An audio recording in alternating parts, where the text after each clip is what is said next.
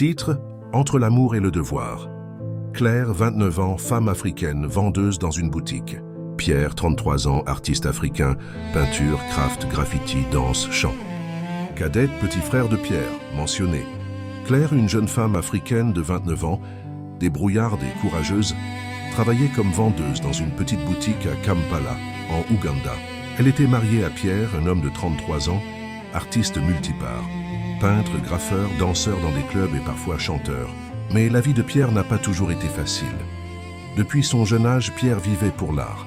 Mais un drame a bouleversé sa vie. La mort de sa mère au Congo RDC. Sa mère était tout pour lui, son pilier, son refuge. Après son décès, Pierre n'avait plus la force de continuer l'université. Il a quitté son pays, le cœur brisé, pour chercher une nouvelle vie en Ouganda. Arrivé à Kampala, il a trouvé un travail dans un atelier d'art. C'était modeste, mais c'était sa passion. La rencontre, 3 ans plus tard. Un jour, alors qu'il passait devant une boutique près de son atelier, Pierre aperçut Claire. Leurs regards se croisèrent, un coup de souffle, un coup de foudre. Claire, souriant. « Bonjour, tu viens souvent ici ?» Pierre. « Oui, mais aujourd'hui, c'est la première fois que je te vois. » Ils se sont mis à rire, et sans le savoir, leur histoire venait de commencer. Les années ont passé, 5 ans d'amour, de rêves, de projets, mais Pierre avait un lourd secret. Il envoyait presque tout son argent au Congo pour s'occuper de son petit frère et de sa sœur. Un jour, Claire lui parla sérieusement. « Claire, Pierre, ça fait 5 ans qu'on est ensemble. Je pense qu'on devrait vivre ensemble maintenant. » Pierre, hésitant. « Claire, j'aimerais, mais je ne peux pas encore.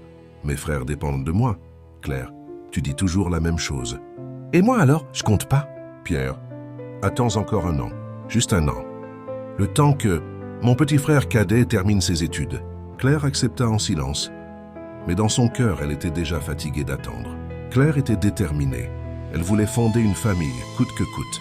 Quelques mois plus tard, elle tomba enceinte. Un soir, entre 20h et 21h, Claire appela Pierre. Claire au téléphone. « Pierre, tu es où ?» Pierre, « Je suis au Kenya. Il y a un contrat pour l'atelier. » Claire, respiration lourde. Pierre, « Je suis enceinte. De 4 mois. Et mes parents te cherchent. » Silence. Pierre, choqué. « Quoi ?» Claire, « Je t'avais dit d'attendre un peu. » Claire, « Attendre quoi ? Le temps passe. Mes parents veulent te voir. Ils parlent déjà de la dot. » Pierre, « Mais je n'ai même pas l'argent. J'ai tout envoyé au pays pour mes frères. » Claire, énervée, « Ça ne me regarde pas. Viens vite, sinon ils vont dire que tu as fui la grossesse. Tu risques même des problèmes. » Le dilemme. Pierre, voix tremblante. « Dis à tes parents que je viendrai dans 2 semaines. » Claire, « 2 semaines ? Je n'ai même pas encore acheté des vêtements pour le bébé. Je voulais que tu viennes te présenter correctement chez mes parents. » Pierre, « Je te promets. Dans 2 semaines, je serai là. » Il raccroche. Ce soir-là, Pierre ne dormit pas. Sa tête était embrouillée. Pierre, seul parlant à lui-même. « Si je retourne, je dois faire la dot. Si je reste, je perds Claire. Si je choisis Claire, mes frères souffrent. Si je choisis mes frères, mon enfant naît sans père. Maman, qu'est-ce que tu aurais fait à ma place ?» Pierre était coincé entre 2 mondes. L'amour qu'il construisait et le devoir qu'il portait. Leçon morale. Parfois, la vie nous oblige à choisir, non pas entre le bien et le mal, mais entre 2 responsabilités. L'amour sans communication devient une prison, et le sacrifice sans équilibre finit par briser les cœurs. Dans un couple, il faut se parler vrai, planifier ensemble, car on ne construit pas une famille sur le silence et la peur. Entre l'amour et le devoir, partie 2. Les silences qui tuent à l'amour, personnage. Pierre, 33 ans, artiste. Claire, 29 ans, aide-soignante. Prince, leur fils. La belle-mère de Claire, l'homme du bar. Le retour de Pierre 2 semaines plus tard. Pierre rentra en Ouganda. Tout l'argent qu'il avait gagné au Kenya, il l'utilisa pour acheter des présents. Tissus, boissons, sucre, savon. Tout ce qu'il fallait pour se présenter dignement chez les parents de Claire. 3 semaines après cette présentation officielle, Pierre prit une grande décision. Pierre à Claire. « On va prendre un petit appartement.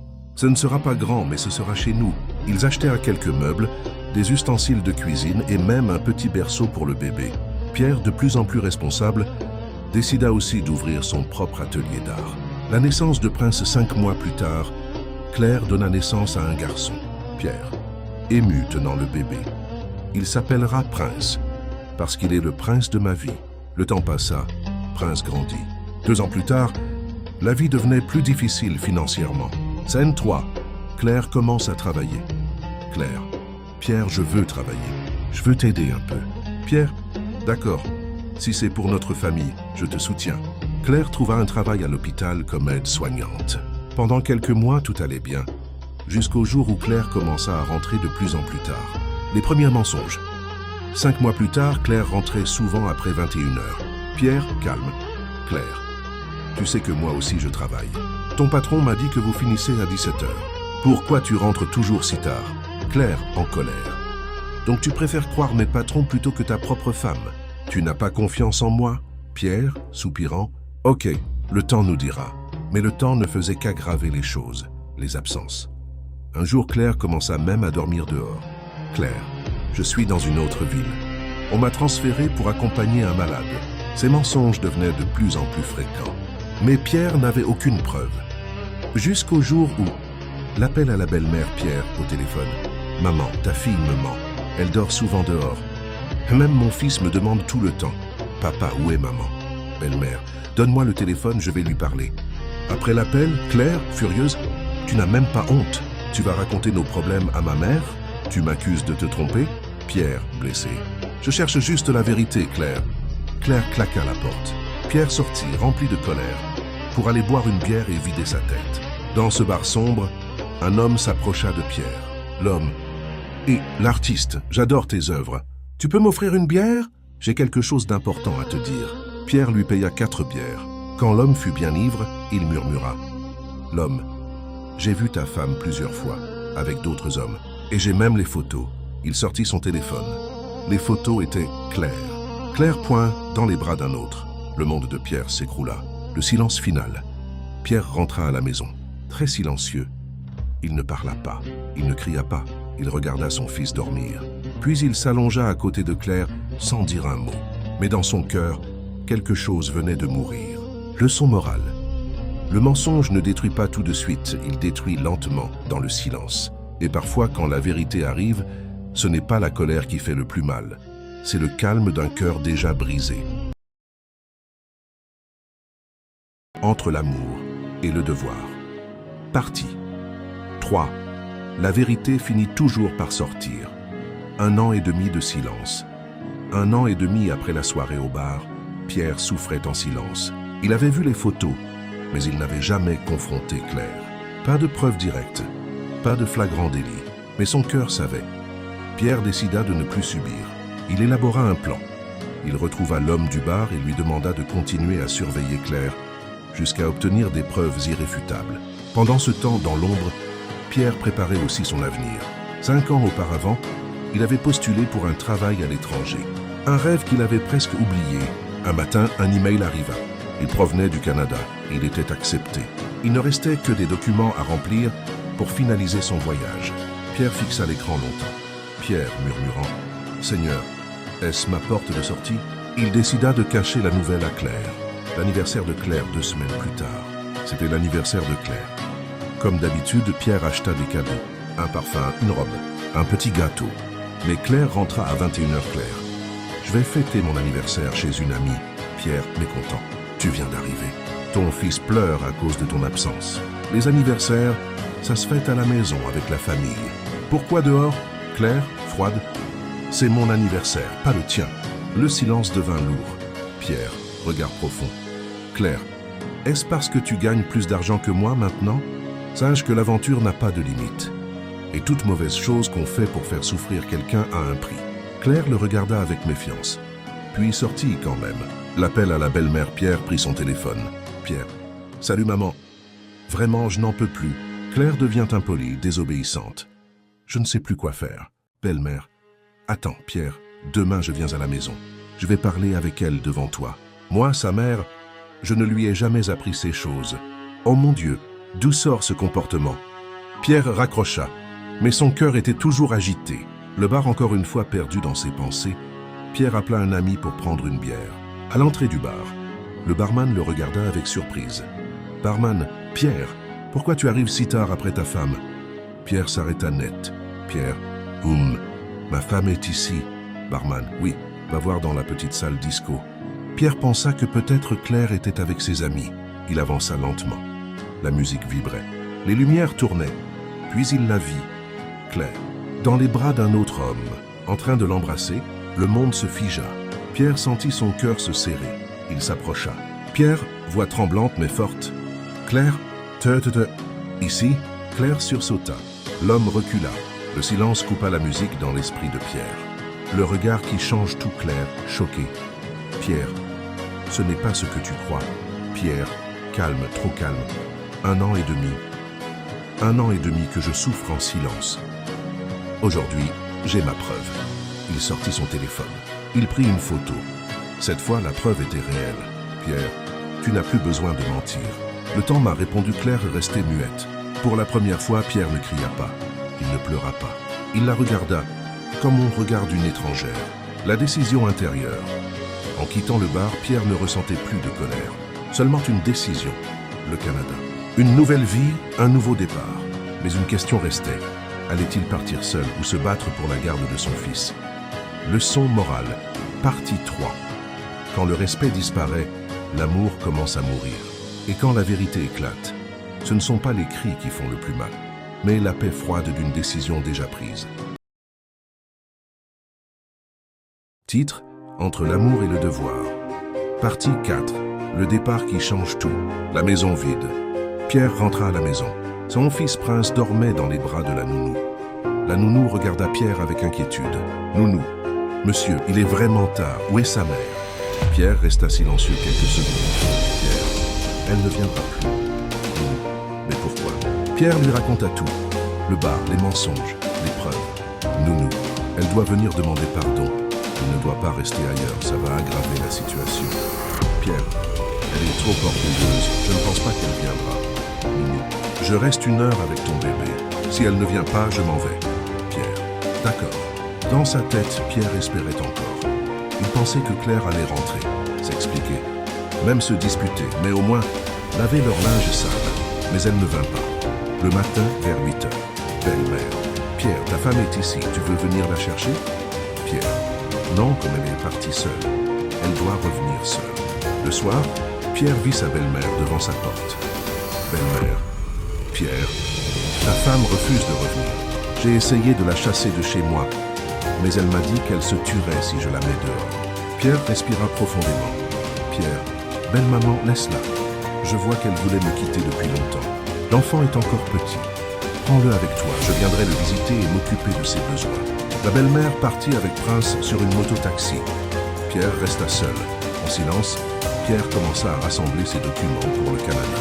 Quelques jours plus tard, il amena son frère et sa sœur et appela sa belle-mère. « Pierre, maman, je veux te parler face à face. » Belle-mère, viens à la maison, on est tous là. Dans le salon, Pierre prit une grande respiration. Pierre, maman, j'attends mon visa pour le Canada.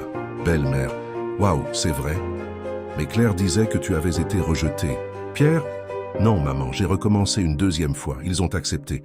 J'attends juste le visa. Claire, assise à côté, resta figée. Ses yeux s'ouvrirent de surprise. Claire, pensée intérieure, mon Dieu, je croyais qu'il ne réussirait jamais. Qu'est-ce que j'ai fait? Belle-mère, Pierre, viens, prions ensemble pour que tout se passe bien. Après la prière, belle-mère, je vois que ce n'est pas ta faute si votre relation est finie. C'est à cause de ma fille. Ton fils est ici, ne t'inquiète pas. Veux-tu l'amener avec toi? Pierre, oui, mais avec sa mère. Comme nous venons de nous séparer, je dois d'abord trouver une solution. Belle-mère, d'accord, que Dieu te guide. 3 mois plus tard, Pierre était à l'aéroport, son fils Prince dans les bras, ses bagages à côté. Claire se tenait près de sa mère. Le frère et la sœur de Pierre prenèrent des photos.